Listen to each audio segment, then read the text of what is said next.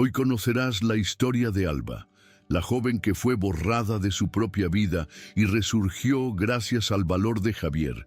Drama, injusticia y un renacimiento que te dejará sin palabras. Hola, mis amigas y amigos. Antes de comenzar esta sorprendente historia, dejen en los comentarios desde dónde están viendo, ¿vale? Y recuerden dar like y suscribirse al canal. Hay días en que nada parece tener sentido, y Javier Martín lo sabía mejor que nadie. Aquella noche, en particular, ya había comenzado con una molestia sorda en el pecho, de esas que no duelen pero oprimen. Se encontraba en el salón de un hotel de lujo en Madrid, rodeado de gente que sonreía más con los labios que con los ojos. En otra de esas cenas benéficas que parecían hacerse solo para alimentar el ego de quien donaba y no el hambre de quienes lo necesitaban. Copas tintineando, discursos ensayados sobre empatía, personas aplaudiéndose unas a otras por ser tan buenas. Javier escuchó todo en silencio como siempre, pero ese día la apatía había dado paso a un cansancio mayor. Era como si se sintiera asfixiado entre el perfume caro, las luces cálidas y las palabras vacías. Se marchó antes del postre, tomó el coche con las manos heladas y, sin programar el GPS, condujo por calles oscuras, con los faros abriéndose paso entre la bruma baja que comenzaba a cubrir la ciudad. No sabía exactamente por qué no fue directo a casa. El ático donde vivía quedaba a menos de 15 minutos de allí, con calefacción automática, vista panorámica de la ciudad y un silencio absoluto que lo había acompañado durante años. Pero esa noche, la idea de volver a ese silencio le parecía peor que enfrentar el frío. Recorrió las avenidas más concurridas, atravesó sin pensar los barrios exclusivos y fue deteniéndose en zonas menos iluminadas, como si algo dentro de él buscara algo que ni él mismo sabía qué era. El barrio de Lavapiés estaba más tranquilo de lo habitual.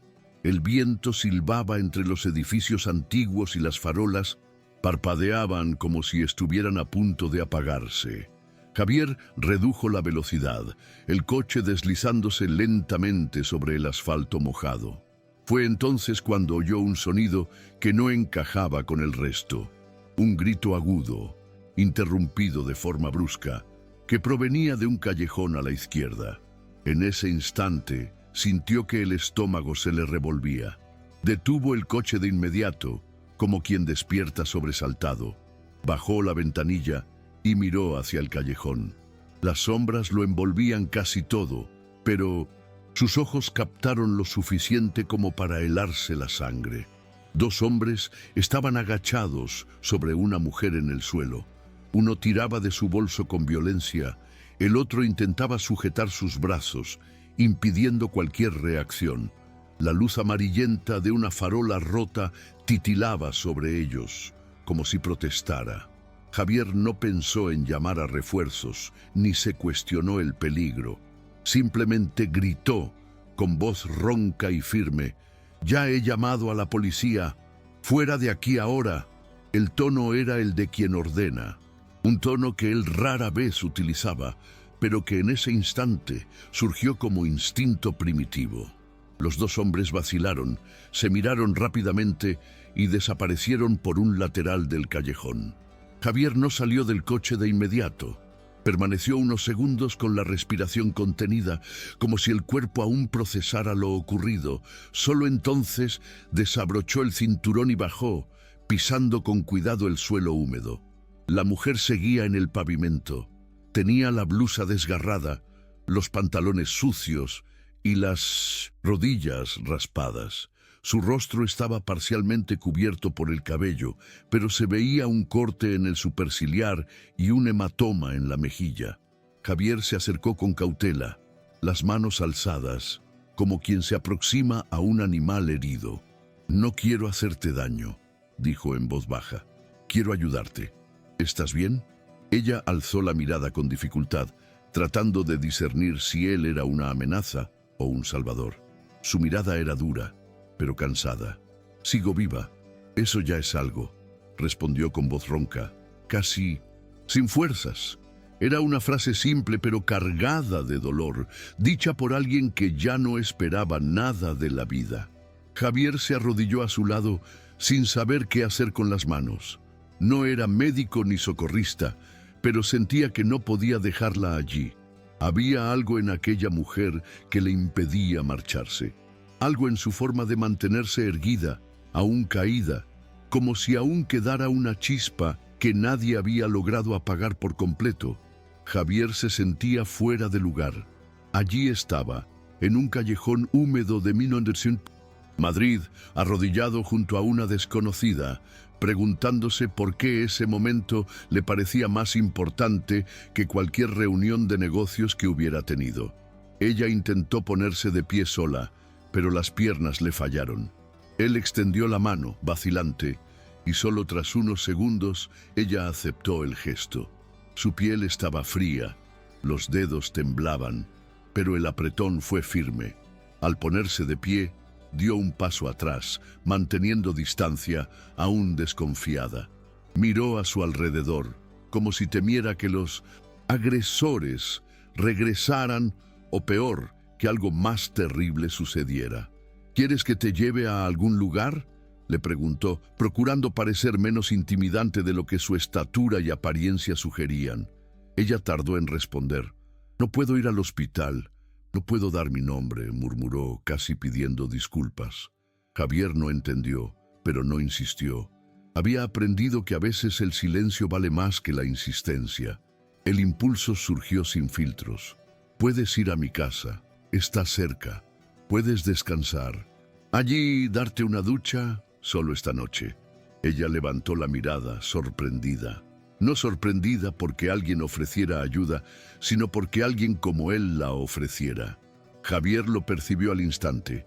Sus zapatos italianos mojados, el abrigo caro, el coche estacionado a pocos metros. Él representaba exactamente el tipo de persona de la que ella probablemente ya había aprendido a desconfiar.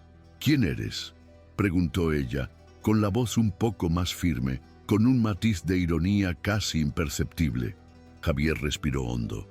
Alguien que está harto de ver esto y fingir que no vio nada. Era cierto.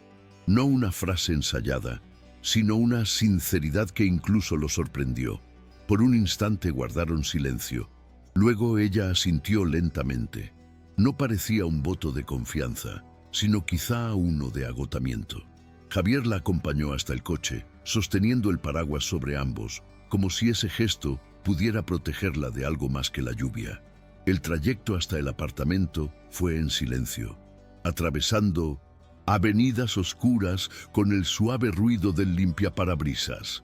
Javier miraba por el retrovisor, viendo su reflejo en el asiento trasero, sus ojos fijos en la ventana, la respiración pausada, como en otro mundo. Intentó pensar en algo que decir, pero nada le parecía apropiado. Estaba nervioso, y eso era raro. Nervioso por no saber qué hacer, por no querer equivocarse con alguien ya lo bastante herida. Al llegar al edificio, le ofreció el brazo para ayudarla a subir, pero ella lo rechazó. Quería mantenerse firme sola. Subieron en silencio. El ascensor, moderno y espejado, parecía un espacio ajeno a la realidad. Ella se miró de reojo en el reflejo y pronto apartó la vista. Javier fingió no haberlo notado. Abrió la puerta del piso, encendió las luces y se quitó el abrigo intentando actuar con naturalidad. «Hay toallas limpias en el baño si quieres darte una ducha. Y dejé una de mis camisas sobre la cama. Puedes usarla». Ella no respondió de inmediato. Caminó lentamente por el pasillo, observándolo todo como quien entra en territorio desconocido. Mientras ella se duchaba, Javier permaneció inquieto en la sala. Se sentó, se levantó, fue a la cocina y regresó. El sonido del agua corriendo parecía llenar todo el apartamento.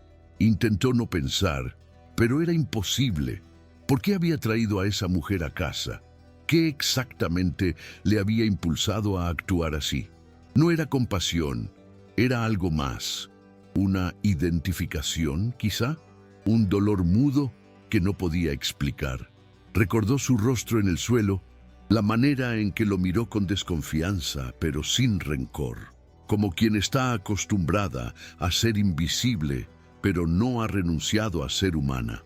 Cuando ella salió, envuelta en su camisa, con el cabello aún goteando y el rostro limpio, Javier sintió un impacto extraño. Estaba diferente, no porque luciera más arreglada, sino porque en ese instante parecía ella misma. Se detuvo en la entrada de la sala, respiró hondo y dijo en voz baja: «Gracias por no tratarme como basura». Javier no supo qué responder. Solo asintió, tragando la emoción. Aquello no era simple gratitud, sino el tipo de agradecimiento que solo nace de quien ha sido ignorado demasiadas veces. Javier le ofreció una taza de té, pero ella la rechazó con un leve gesto. En cambio, se sentó al borde del sofá, como quien no sabe si tiene derecho a ocupar ese espacio.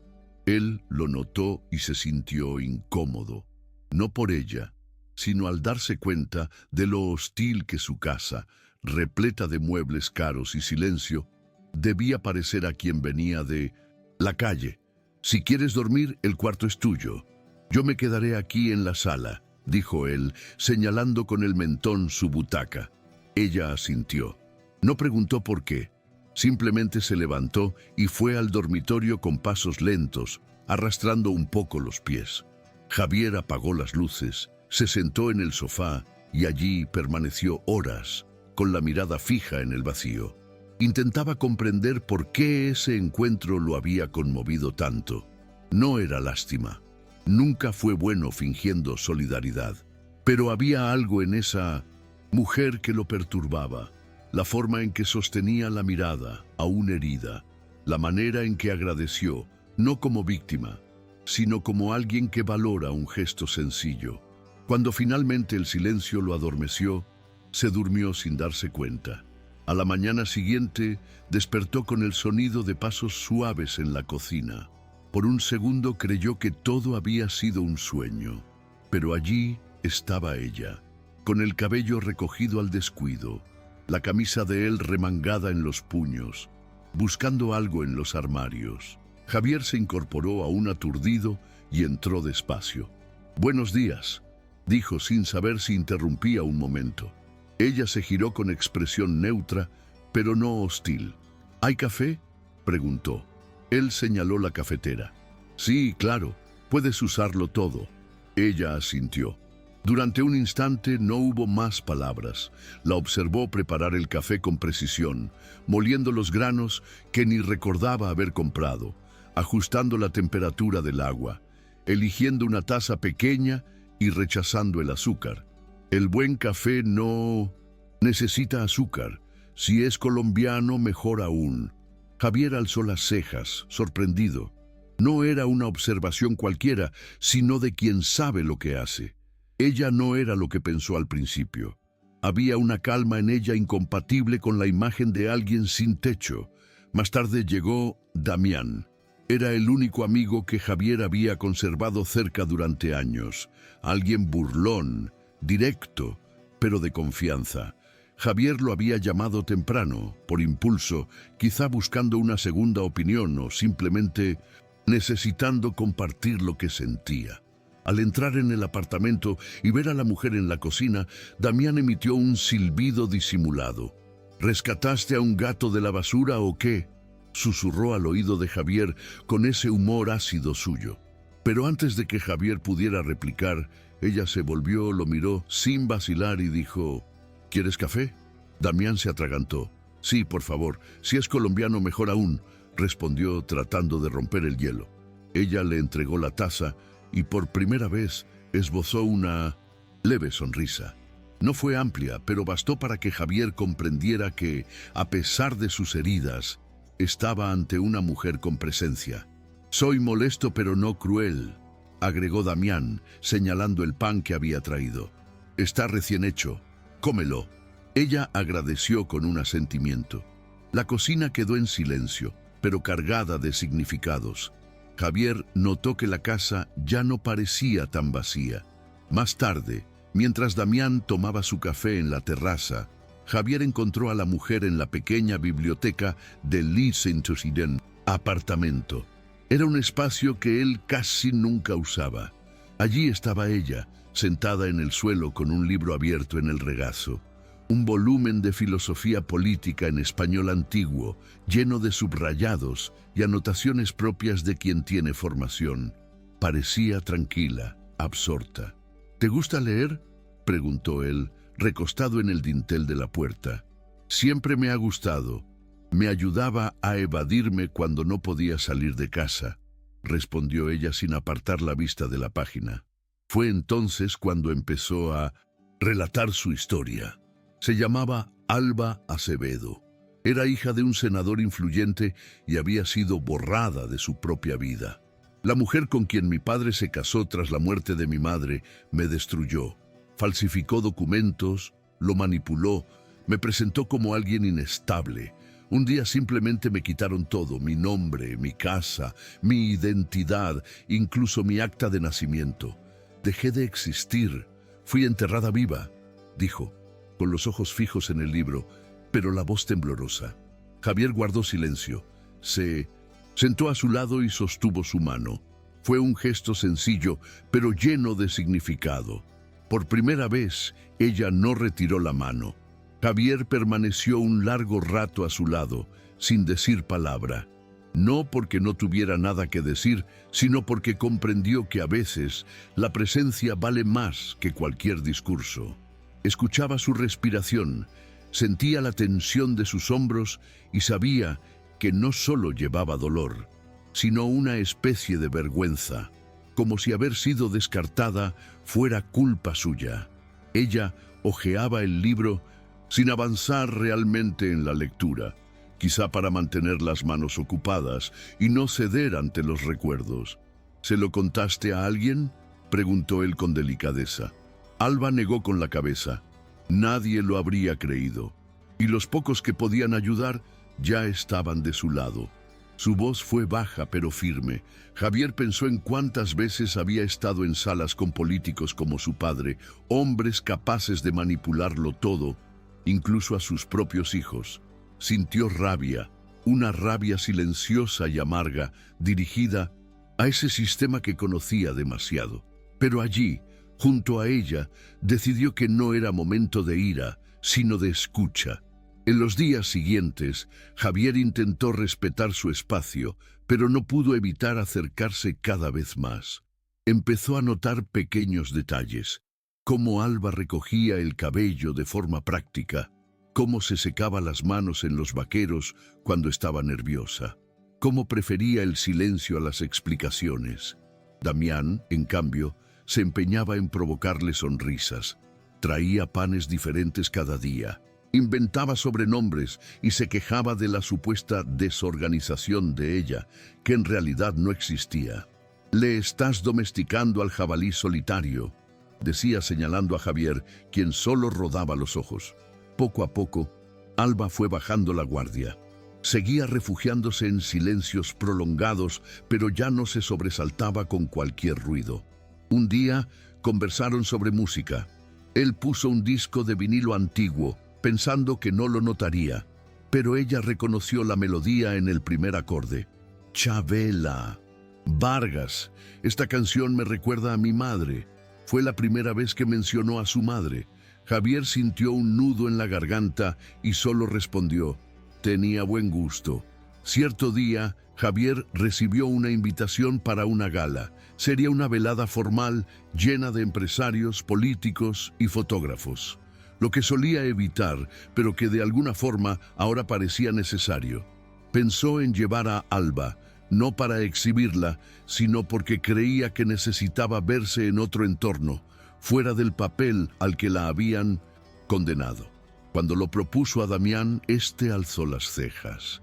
¿Quieres llevar a una mujer que lleva días usando tus camisetas a un evento con la élite podrida de esta ciudad? Javier se encogió de hombros. Se merece estar donde quiera.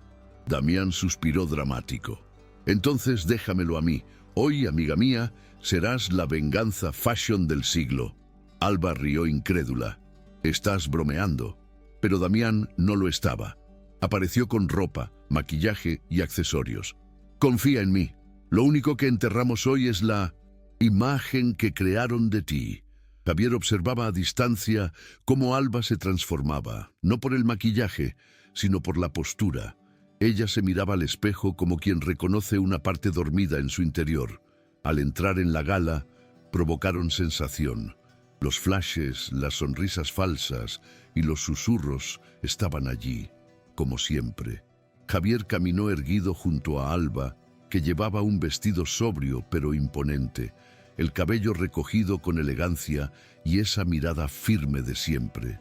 Durante unos minutos, todo fue bien. Saludos corteses, cumplidos educados y miradas curiosas. Hasta que una voz conocida cortó el aire con veneno. Ella está muerta. Esa es una impostora, una mendiga disfrazada.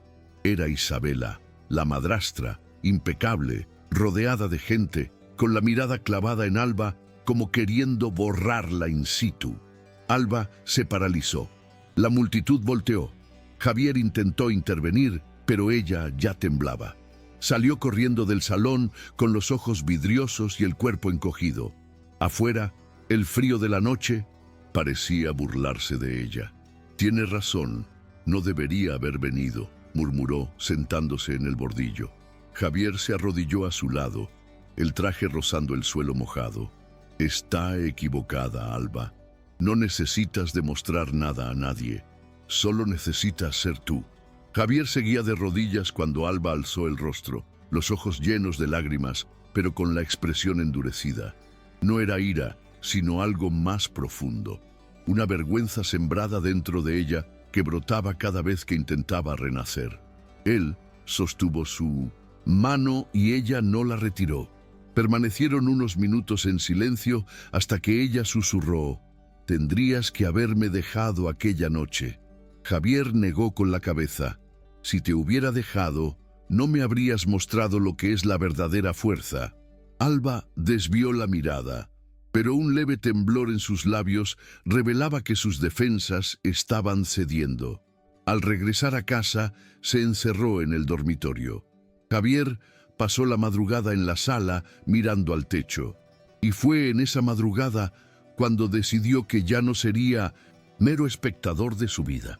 No podía devolver el pasado, pero podía luchar para que el presente no le fuera robado.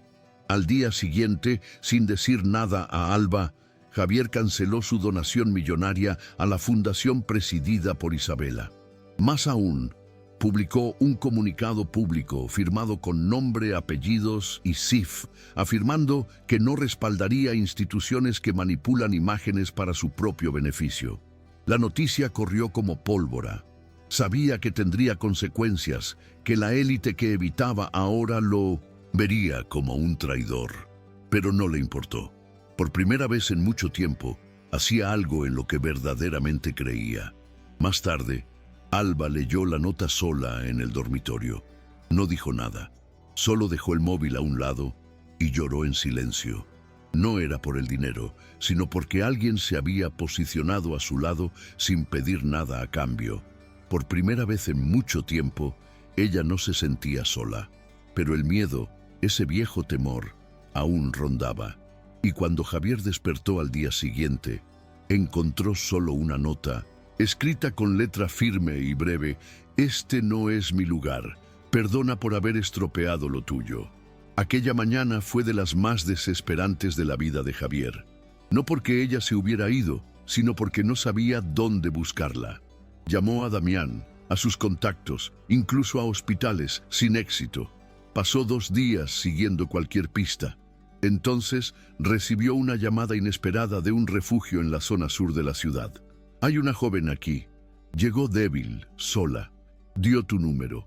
Dijo que eras alguien que se preocupa». Javier condujo sin pensarlo. Al llegar, una mujer de cabello canoso y mirada franca lo recibió. «Soy Marta. Está adentro». Llegó temblando, febril, pero no pidió nada, solo silencio. Javier entró y la vio tendida en una camita estrecha, cubierta hasta el cuello. El rostro pálido, los ojos cerrados, la respiración entrecortada. Se acercó despacio y sostuvo su mano. como antes. No vas a caer de nuevo. Estoy aquí, para siempre, si me lo permites. Doña Marta, desde la puerta, murmuró: esta chica tiene el corazón hecho trizas, pero nunca puso mala cara. Alba tardó en despertar. Fueron 2 días de fiebre y sueños agitados. Javier permaneció todo el tiempo allí. Ayudó con vendajes, preparó sopa con doña Marta y limpió la habitación. Fue en ese entorno sencillo, de paredes desconchadas y olor a té, que comprendió la verdadera magnitud de su fortaleza. Pese a su debilidad, Alba intentaba ayudar a otras mujeres del refugio, preguntaba sus nombres y escuchaba sus historias. Nunca se quejaba. Cuando finalmente abrió los ojos y vio a Javier sosteniéndole la mano, solo murmuró: ¿sigues aquí? Él sonrió sin responder. No hacía falta. En los días siguientes, con más calma, ella fue recuperando el color, y mientras recobraba fuerzas, Damián apareció con un sobre grueso en las manos y un brillo extraño en los ojos. Bueno, amigos, parece que tenemos aquí el renacimiento oficial de Alba Campos Acevedo. Era justo lo que Javier esperaba. Documentos, audios, fotos, firmas, pruebas de su identidad. Pero Alba dudó. Tengo miedo. Cuando quise contar, nadie creyó. Javier sostuvo su mirada con firmeza. Ahora tienes pruebas, y me tienes a mí. Con los documentos en mano, la verdad dejó de ser un recuerdo insistente para convertirse en algo demostrable. Aún así, Alba vacilaba. Javier veía en sus ojos el conflicto entre el impulso de justicia y el temor a volver a ser señalada de locura. ¿Y si subo a ese escenario y me llaman de loca otra vez?, preguntó una noche mientras cenaban sopa en la casa de doña Marta. Javier contestó con calma: la diferencia es que ahora cuando subas no estarás sola. Eso marcaba la diferencia. Ya no se trataba de probar algo al mundo, sino de tener a alguien dispuesto a acompañarte. Damián, siempre directo, agregó: y si alguien lo duda, lo saco todo en vivo, sin piedad. Ella sonrió por primera vez en días. Fue un gesto tímido, pero genuino. Fue un viernes por la noche cuando Alba tomó la decisión. Se puso una blusa blanca sencilla, se recogió el cabello con una goma vieja y respiró hondo antes de entrar al estudio del programa más visto del país. Javier y Damián estaban en la primera fila del público, atentos. Cuando la presentaron, nadie sabía quién era, pero cuando comenzó a hablar, nadie apartó la mirada. Me llamo Alba Campos Acevedo. Sí, la que un día fue hija del senador Enrique Acevedo. Pero dejé de existir cuando intentaron silenciarme. Falsificaron registros. Me expulsaron de la casa donde nací. Me robaron la identidad. Me acusaron de muerta. Pero sobreviví, sin nombre, sin títulos, sin nada, solo con la dignidad que nadie pudo arrebatarme. El silencio fue absoluto, como si cada palabra quebrantara una capa de mentiras construidas sobre ella durante años. Afuera, Isabela veía el programa desde un palco privado, junto a sus abogados y aliados. Intentó contactar a la producción, amenazó con demandas, incluso fingió llorar ante las cámaras. Es inestable, esto es peligroso.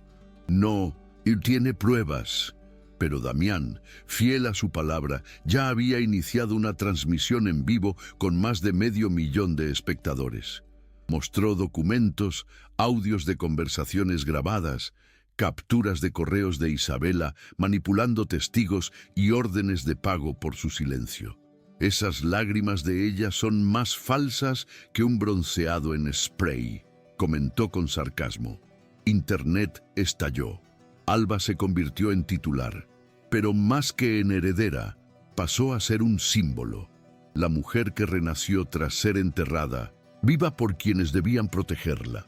2 días después, tras múltiples denuncias y pruebas presentadas a la Fiscalía, se decretó la prisión preventiva de Isabela. Alba fue citada como testigo principal. Su nombre regresó al registro civil, su identidad se restauró y la herencia congelada se desbloqueó. Pero lo que sorprendió a todos fue lo que hizo a continuación.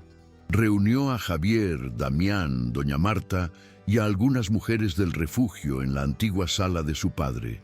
No quiero fortuna, quiero dignidad y deseo que ninguna mujer pase por lo que yo pasé sin tener dónde caer, dónde respirar, dónde renacer.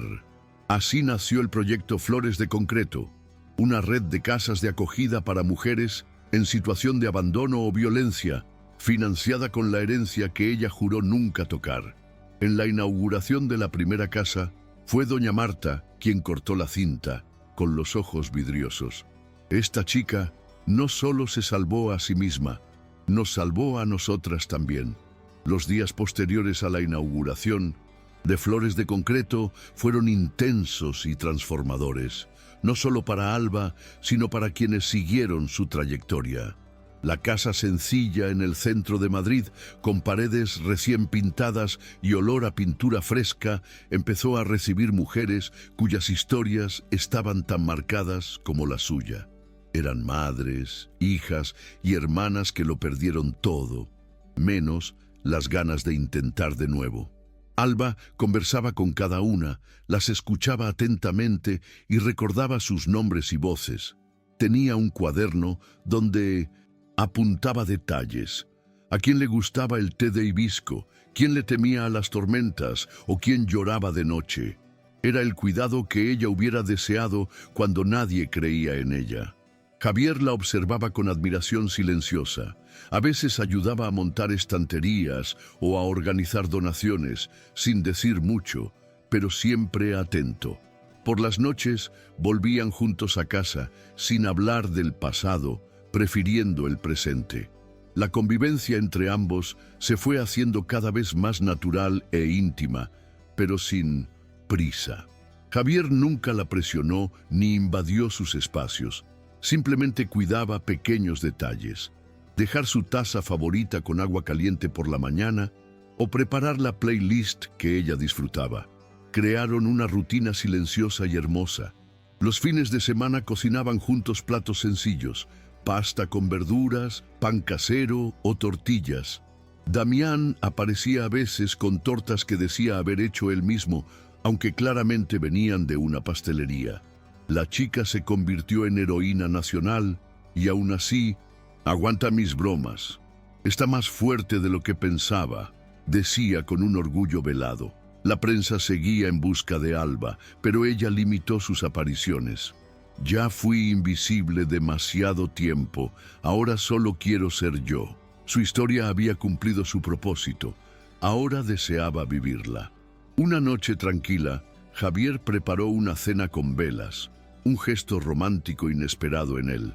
Alba llegó con la ropa arrugada, el cabello recogido al descuido y una bolsa de frutas en la mano. Al ver la mesa, se detuvo. «¿Qué es esto?», preguntó desconfiada, pero sonriendo. «Es solo un martes», respondió él, algo avergonzado. Durante la cena, vaciló varias veces antes de sacar de su bolsillo una pequeña caja con una alianza sencilla, sin diamantes ni brillo. «No tengo castillos, Alba, pero tengo amor y muchas ganas de compartir la vida contigo, sea como sea». Ella guardó silencio. Miró el anillo con los ojos humedecidos, dejó la bolsa a un lado, respiró hondo y dijo: «Vivir contigo ya vale más que cualquier herencia». No hicieron una boda con fiesta, ni vestido blanco, ni altar. Sí eligieron compartir lo que verdaderamente importaba. Compraron juntos una casita en Vallecas con jardín, hortaliza improvisada y una hamaca entre dos pinos. La casa era sencilla, con suelo de madera, cortinas claras y el constante aroma a café. Alba continuó con Flores de Concreto, visitando las casas a pie o en metro, con zapatillas gastadas y una bolsa de tela donde cabía todo, menos la vanidad. Javier se involucró en acciones sociales en parroquias locales, sirviendo sopas junto a doña Marta y Damián, que ya era casi de la familia. A veces, los tres reían en la cocina hasta que Alba salía del cuarto a ver qué ocurría. La vida no era perfecta, pero estaba viva, construida con cariño, sencillez y respeto. justo lo que ella siempre anheló. Un día cualquiera llegó la noticia que lo cambió todo, sin aviso ni ceremonia. Alba había sentido molestias en meses recientes, cansancio persistente, dolores leves en el abdomen y mareos que atribuía al estrés y al ritmo de su labor. Pero ese día, tras otra visita al refugio, casi se desmaya en el metro. Javier fue a buscarla, preocupado, e insistió en llevarla al hospital. No exageres, debe ser solo baja presión. Trató de restar importancia, pero él fue inquebrantable. En una sala fría con olor a desinfectante, el médico mostró los exámenes con semblante demasiado serio para ser rutina. Hemos encontrado un nódulo, Alba. Necesitamos investigarlo a fondo. Ella escuchó con calma, como si le hablaran de otra persona. Javier, a su lado, apretaba su mano tratando de no mostrar pánico, pero internamente sentía el suelo ceder. En los días siguientes llegaron consultas, biopsias y pruebas exhaustivas. Y con ellas la confirmación. Era cáncer, inicial con buenas probabilidades de tratamiento, pero la palabra dolía, más que por la enfermedad, por recordar todo lo que ya había superado. Justo ahora, murmuró sola al borde de la cama. No lloraba, pero su cuerpo estaba tenso, negándose a aceptar otra batalla. Javier se sentó junto a ella, apoyó la cabeza en su hombro y se quedó allí. Estoy contigo. Esto no cambia nada, solo hará que sigamos más unidos. Ella le sonrió débilmente, pero con sinceridad. Estoy cansada, Javier. Él respondió sin dudar. Entonces te cargaré yo. Alba empezó el tratamiento días después. Perdió cabello y peso, pero nunca la firmeza en la mirada. Continuó al tanto de su proyecto, aunque a distancia, y visitaba el refugio siempre que su cuerpo se lo permitía. Las mujeres de Flores de Concreto empezaron a enviarle cartas, videos y dibujos de apoyo. Eso la sostenía. Doña Marta empezó a dormir en la casa algunas noches, ayudando con tés, mantas y remedios caseros. Damián, que siempre usaba el humor como escudo, lloró a escondidas una vez en el baño y fue descubierto por Alba, quien solo dijo: «Hasta tú tienes corazón, ¿eh?». Él la besó en la frente y se marchó refunfuñando. El apartamento adquirió un ritmo más silencioso. Las mañanas fueron lentas, los días pesados, pero llenos de cuidados. Javier aprendió a preparar sopas variadas, a medir la temperatura y a reconocer los signos de cansancio antes de que ella los expresara. Y pese al dolor, a las náuseas y a las limitaciones, una ternura nueva brotó entre ambos. No hablaban del futuro, vivían el presente. A veces se recostaban en el sofá en silencio, escuchando el viento en la ventana. En ese silencio había todo lo que las palabras no podían expresar, el amor hecho de gestos y presencias. Alba pasó 2 meses en tratamiento intensivo. Su cabello cayó casi por completo y empezó a usar un pañuelo colorido que Damián trajo en un viaje, símbolo de su lucha. Un día, viéndose al espejo, dijo: «¿Ves, Javier? Ahora sí que parezco una guerrera con uniforme». Él, con los ojos húmedos, contestó: «Siempre lo fuiste, solo cambiaste la armadura». Los exámenes posteriores mostraron una mejora notable. El tumor estaba retrocediendo. El médico sonrió por primera vez en semanas. «Las noticias son muy buenas». Javier lloró, Alba también, pero no de desesperación, sino de alivio y gratitud. Ese día pidió visitar el refugio a pesar de las indicaciones médicas. Llegó en metro, como siempre. Entró al salón y fue recibida con aplausos, abrazos y lágrimas. Cada mujer sabía por lo que había pasado. «No sobrevivimos solas», dijo Alba con voz firme. «Nos aferramos a las manos de las demás, y ustedes me sostuvieron cuando creí que caería». Tras esa visita, algo cambió en Alba. No era euforia ni optimismo forzado, sino una aceptación serena. Comprendió que la vida no siempre puede controlarse, y que hay días buenos y malos, pero que había construido una base sólida que no le permitiría derrumbarse. En casa volvió a cuidar sus plantas, a responder cartas y a planear nuevas sedes para su proyecto.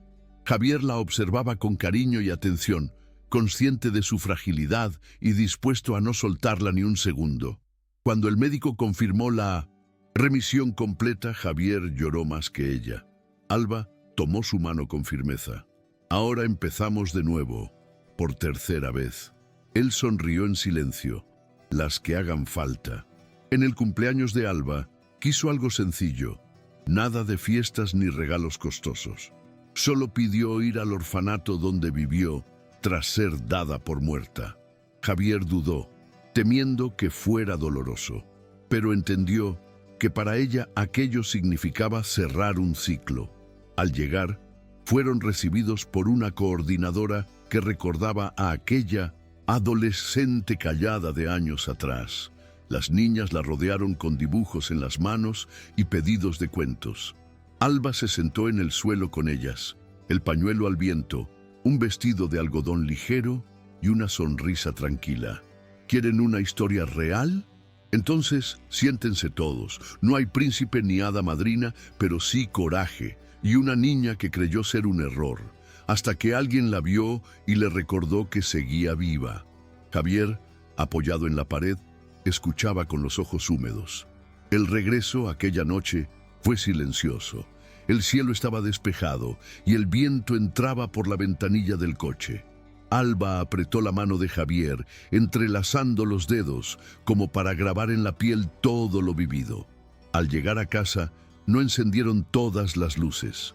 Se sentaron en la terraza, cubiertos con una manta ligera, mirando el cielo estrellado. Después de todo, pensé que no volvería a ser feliz, susurró ella. Yo tampoco, respondió él sin pensar, hasta encontrarte. El silencio regresó, pero era un silencio y pleno, cargado de lo que no necesitaba palabras. Estaban allí, vivos y reconstruidos, lado a lado. No como salvador y rescatada, sino como dos personas que eligieron quedarse cuando todo invitaba a desistir. Y esa elección era, para ambos, más valiosa que cualquier promesa. Poco a poco, la rutina volvió a encajar. Javier, que antes solo frecuentaba ambientes corporativos, ahora servía sopa en noches frías junto a doña Marta en parroquias de la ciudad. Damián, siempre irreverente, se convirtió en padrino informal de las nuevas residentes de Flores de Concreto, llevando pasteles, ropa donada y a veces historias tan exageradas que hasta las más reservadas reían. Alba retomó las visitas semanales al refugio, ahora con más calma y respetando su cuerpo, pero nunca perdiendo la ternura al escuchar y acoger. A veces, al tomar el metro con su bolsa de tela al hombro, alguien la reconocía. «Usted es la mujer de la tele, ¿verdad?». Y ella siempre respondía con el mismo sosiego. «Solo soy alguien que no dejó de existir». Y seguía su camino, sabiendo que la mayor fuerza reside en mantenerse presente, no en aparecer. A finales de año, el Ayuntamiento de Madrid la invitó a recibir un homenaje por el impacto social de Flores de Concreto. El acto se transmitió en vivo, con discursos, entrega de medalla e imprenta. Javier se mostró aprensivo. Sabía cuánto rehuía a Alba los reflectores, pero cuando le preguntó si realmente quería ir, ella respondió con firmeza: «Quiero ir, no por mí, sino por cada mujer que ha vivido toda su vida escuchando que no valía nada». Y ese día subió al escenario con un sencillo vestido azul claro que doña Marta cosió para la ocasión, el pañuelo en la cabeza y zapatos modestos. Sujetó el micrófono y dijo: «Aprendemos a sobrevivir cuando nadie quiere escuchar nuestra voz. Pero sobrevivir no basta, hay que vivir. Y para vivir, a veces solo hace falta que alguien diga: creo en ti». El auditorio entero se puso de pie en ovación. Javier la miraba con el pecho henchido, Tras el homenaje, llegaron invitaciones a entrevistas, conferencias y programas de televisión. Alba rechazó la mayoría. Sentía que su historia ya había cumplido su cometido y ahora deseaba ayudar a que otras historias nacieran. En Flores de Concreto formó un pequeño grupo de apoyo integrado por mujeres veteranas de la casa, animándolas a compartir sus trayectorias.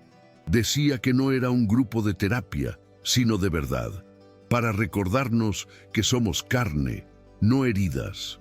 También empezó a escribir breves relatos que pegaba en el mural de la entrada, firmando solo como ACA. Muchas residentes descubrieron el significado de las siglas tiempo después. Y aún así, ella seguía tomando el metro, llevando bolsas reutilizables, con un móvil antiguo en el bolsillo y una mirada siempre atenta a quien necesitara ser visto. En casa, la vida con Javier se estabilizó en un ritmo que ninguno de los dos sabía que deseaba, pero que hoy no cambiarían por nada. Se levantaban temprano, desayunaban juntos y compartían las tareas del hogar. Él le leía las noticias en voz alta mientras ella desayunaba y peinaba su cabello con calma. A veces discutían de política, otras sobre la mejor forma de cocinar el arroz. Y en esos pequeños debates cotidianos descubrían aún más su compañerismo. Javier volvió a sonreír con frecuencia. La rigidez de hombre de negocios se fue disolviendo con el tiempo. Aprendió a dejar las ventanas abiertas, a dejar libros apilados en cualquier rincón y a cocinar sin seguir recetas. Y todo eso tenía un nombre: Alba. Ella, sin advertirlo, le mostró que el amor no llega con fuegos artificiales, sino que se construye entre silencios, en un toque al servir café, en el cuidado de las palabras y en quedarse cuando todo parece derrumbarse. Una tarde de primavera, Alba y Javier regresaron al callejón donde todo comenzó. La misma esquina, la misma farola que a veces parpadeaba. Se sentaron en el bordillo con 2 cafés de la panadería vecina. No hablaron mucho, solo observaron el lugar en silencio, recordando aquella noche en que sus caminos se cruzaron por casualidad o por destino. Si alguien me hubiera contado entonces todo lo que vendría, le habría reído en la cara, dijo Alba con una risa tenue. Javier sonrió. Yo probablemente le habría dicho que se callara. Y rieron juntos, como 2 supervivientes que saben que no necesitan certezas, solo presencia mutua. Permanecieron allí hasta que oscureció y después regresaron lentamente a casa, conscientes de que lo verdaderamente importante no tiene prisa. Al cumplirse el primer aniversario de la inauguración de Flores de Concreto, Alba organizó un evento modesto: música en vivo, pastel comunitario y un árbol donde cada mujer colgaba una cinta con una palabra: coraje, reencuentro, dignidad, esperanza. La cinta de una joven recién llegada fue la que más la conmovió. Decía: aún no sé quién soy, pero aquí puedo averiguarlo. Alba guardó esa cinta como un tesoro y la colocó en un marco junto a la foto de la primera casa inaugurada. Esa noche, mientras recogía las sillas del salón con Javier, se detuvo, miró a su alrededor y susurró: nunca imaginé que del fondo del pozo podríamos construir cimientos para tantas cosas buenas. Javier respondió: es que no sabías lo fuerte que eres. Ella lo atrajo por la camisa, apoyó la cabeza en su pecho y allí mismo bailaron despacio al compás de la música que aún sonaba afuera. Las semanas siguientes siguieron serenas, hasta que un día Alba recibió una carta manuscrita desde el centro penitenciario. Era de Isabela. La letra temblaba y el contenido era breve. Pedía perdón. No había justificaciones ni largas disculpas. Solo una frase: perdóname por haberte borrado. Alba guardó la carta en silencio y hasta hoy no sabe si perdonó por completo. Pero rompió la hoja en pedazos y la tiró al cubo de la basura. No por venganza, sino porque ese capítulo ya había llegado a su fin. Lo que importaba ahora era lo que estaba por venir. La vida llena de gente, historias y segundas oportunidades. Porque al fin y al cabo, de eso se trataba todo. De la capacidad de renacer, sin importar cuántas veces, siempre que haya amor y valentía para continuar. Y así, entre las paredes sencillas de una casa con olor a pan recién horneado, en los pasillos de un refugio lleno de voces femeninas y esperanza, en una mirada compartida en el silencio de la madrugada o en el apretón de una mano que nunca suelta a la otra, fue allí donde Alba renació, no como hija de nadie, no como víctima de nada, sino como ella misma, completa, auténtica y dueña de su propia historia. Si te gustó esta historia, suscríbete al canal, deja un like y activa las notificaciones para no perderte contenido futuro. Hasta luego.